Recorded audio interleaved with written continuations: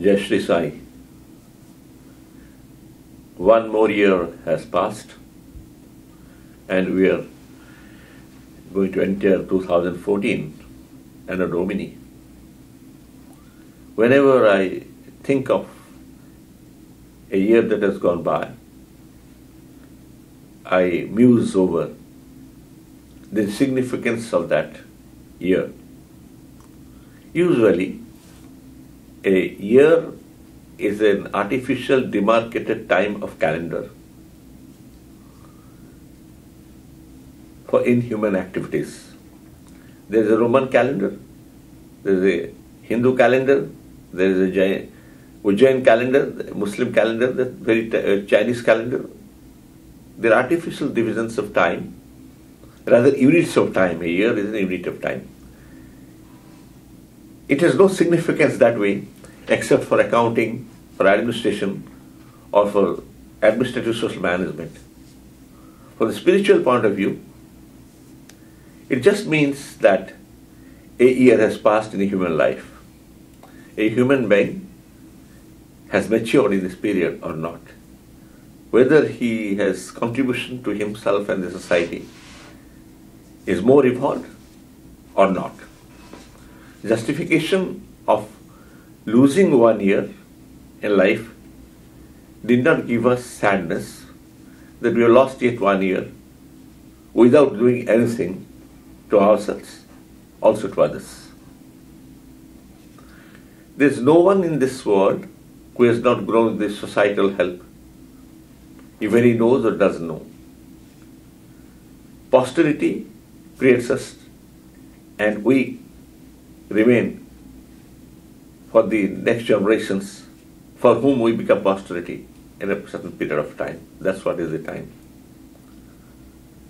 Shri Sai Baba, the perfect master at Shirdi, also used to celebrate this new year in the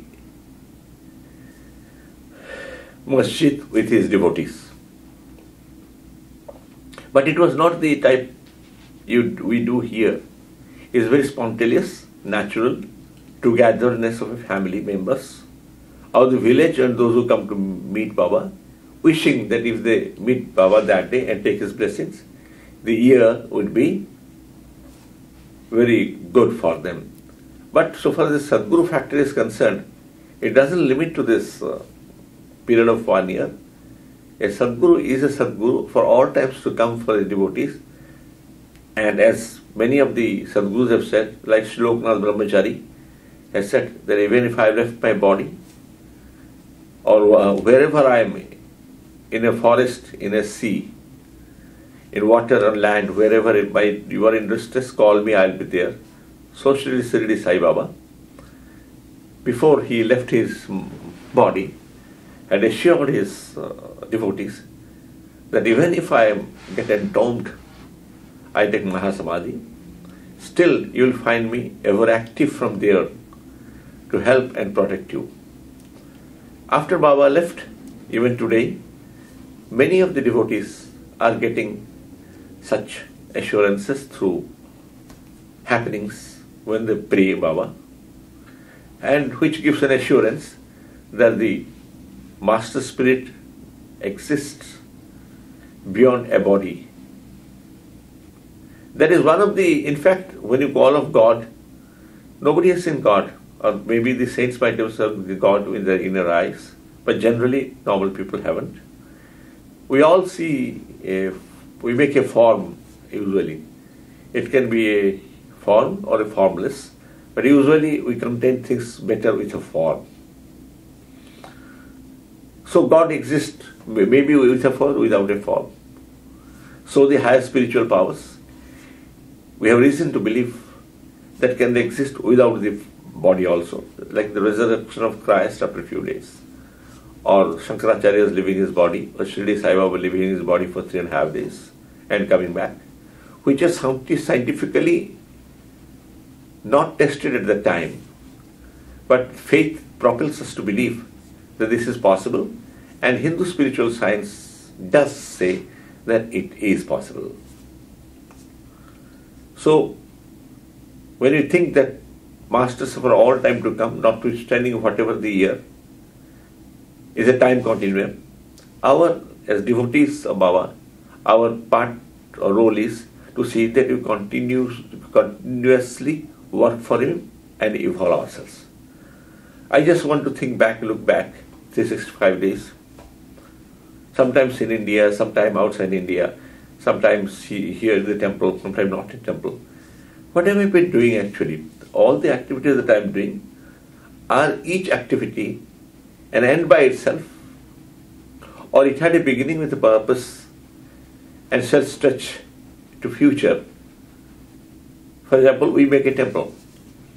What is the temple for? Is it only for worshipping Baba 4 times, having the langar, or a religious social setting? No. It is because in a temple we try to learn how to serve others. We try to give food to poor. We have medical camps sometimes. We have got a dispensary. And we go there losing our energy, spend our time, give their money. So it is an activity going on. And when we go there, we find similar-minded people who have gathered, cutting across the various sectors, various divisions, and the social hierarchy. And then when we mix various people at one place of an equal level, a temple should be the greatest equalizer. There is except the master. There is nobody higher, nobody smaller. Nobody actually poor and nobody more ignorant or nobody less ignorant.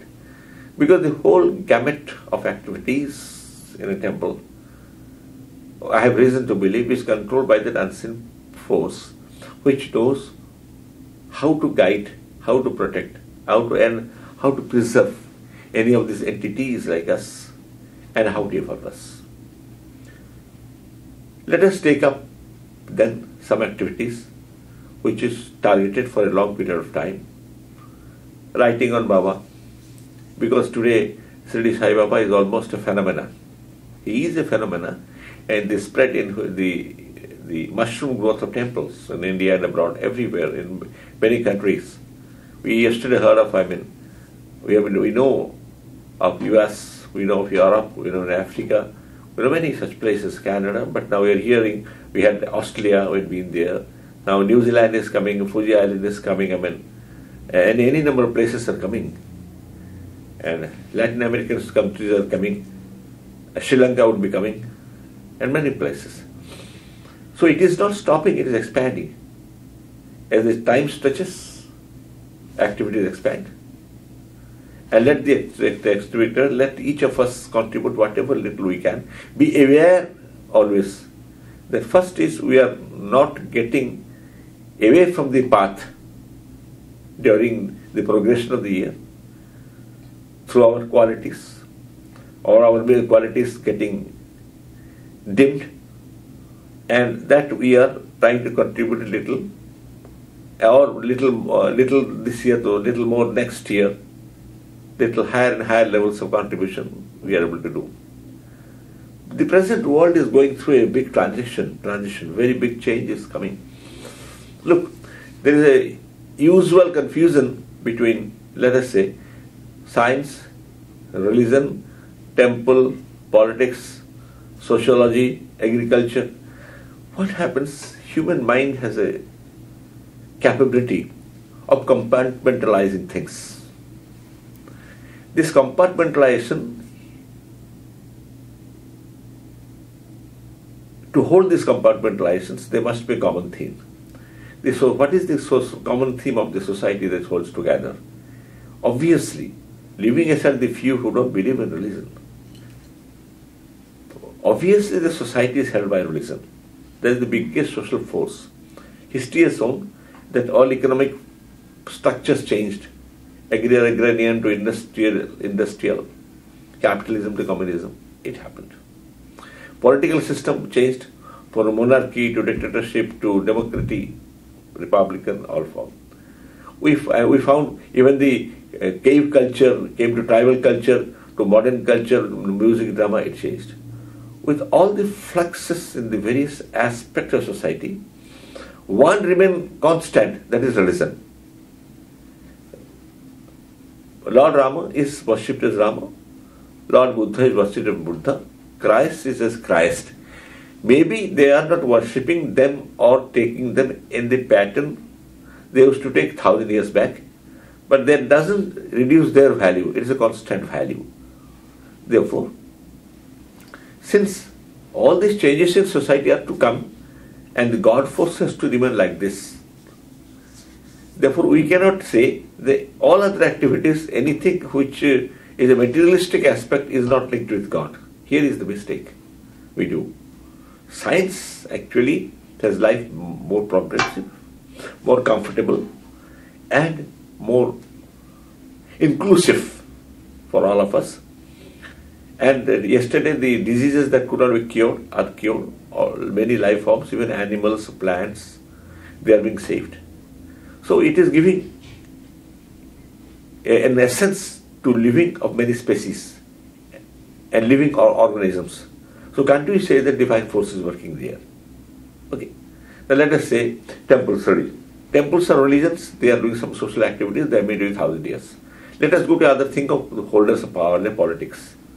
Surprisingly enough, in fact, religions has been most closely linked with politics in the historically, because these are two powers. Either political power or the religious power, they have all gone together. And again, surprisingly, whenever the power of a ruler becomes very strong, the master comes. See, when Christ came, before that was Julius Caesar and a pharaoh, Cleopatra. Before 30 or 20 years, and Octavian Caesar came at the time. That is a time when the power had gone very highest point, so he had to come. Imagine Buddha, Lord Buddha. I am telling historic points only. Lord Buddha came when the Magadhan Empire had touched its height. Very big height. It is gone. All dominating Magadhan Empire. So he had come. You see umpteen such examples that the political power or people who have been empowered by God to rule over others, how they rule, whether they rule as servants or trustees or they rule as dictators, are different issues. At a certain point of time, people thought they are the representatives of God, usurp to themselves divinity also. But time being a healer, it has settled down with them. Today the world expects everybody to be an ordinary human being with higher capacity, but he is a human being. And this concept of equality, I am not going to get into the political definitions called democracy and non-democracy. I am just going to equality or equitability of individuals at some point of time, at some place. Let us say that is where Shri was exactly. One of the reasons why I adore Baba is that his place was sort of a most democratic, as you call it in modern terms, and most social for the poorest of the poor people. Everybody is equal before Baba. There, the equality. That is what is the main thing to be learned. Once we accept everybody is equals, ego, jealousy, anger, these things won't be there. That's what I think this is the one of the underlying theme of Baba's movement. And let us think and pray him only. All devotees know that they pray Baba every New Year. I am also sitting here praying for me, for all of you, so that we together join and make this movement a success.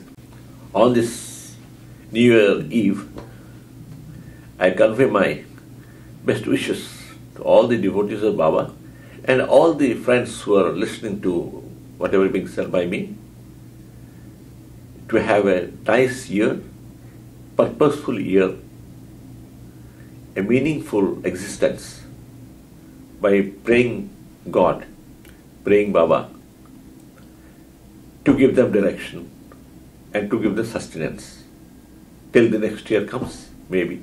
Thank you. Jai Shri Sai.